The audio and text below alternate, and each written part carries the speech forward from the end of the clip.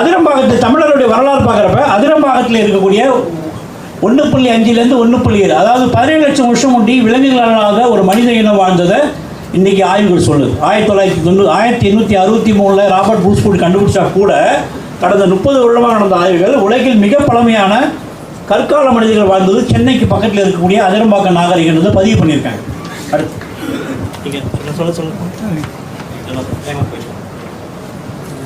தமிழ்நாட்டில் இருக்கக்கூடிய பாறை வகைகள் பற்றி இது வரைக்கும் யாருக்கும் புரிதல் இல்லை. 40,000 வருடம் பழமையான பாறை வகைகள் கிட்டத்தட்ட பழனியில் இருக்க மாயவன் கடல் வரைக்கும் திருப்பதியில் இருக்க தக்கலக்கொண்டாலேருந்து பாருங்கள், கையில் இரும்பு இருக்குது.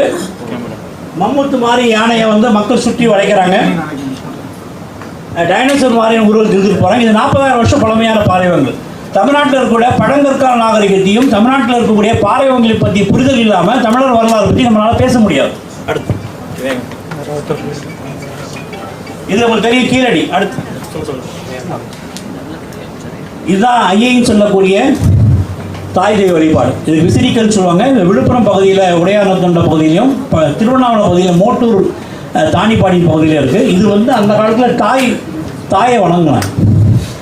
இது விசிறிக்கல் பேர். இதுக்கு ஆந்த்ரோமார்பிக் ஃபிகர்னு சொல்லுவாங்க. அடுத்து இது தமிழ்நாட்டில் இருக்கக்கூடிய இன்றைக்கி தான் நீங்கள் 5 பேக் 8 பேக்ஸ்க்காக ஜிம் போகிறீங்க. அன்றைக்கி இருந்த உணவு முறை அன்றைக்கி இருந்த முறையில் பெண்கள் அக்ரோபடிக்ஸ் பண்ணியிருக்காங்க. 8 பேக்ஸ் கொண்ட பெண்கள் இன்றைக்கும் தமிழ்நாட்டில் விவசாய நிலங்களில் இருக்காங்க. நகரங்களில் இல்லை, உழவு நகரங்கள் இருக்காங்க. இதெல்லாம் தாராசுரம் கோயிலில் இருக்கக்கூடிய ஜிம்னாஸ்டிக் முறை. இது 3D டைமென்ஷன் சொல்லுது. பாருங்கள், இந்த பக்கம் கை மூணா இந்த பெண் இப்படி உட்காந்துருக்கா, இது மூணா இந்த பெண் இப்படி உட்காந்துருக்கா, இந்த ரெண்டுத்தையும் மூணா பெண் காலத்துக்கு பின்னாடி போகிறது. இதெல்லாம் எந்த அளவுக்கு ஒரு சிற்பக்கலையில் தமிழர்கள் இருந்திருக்காங்கன்னு பாருங்கள்.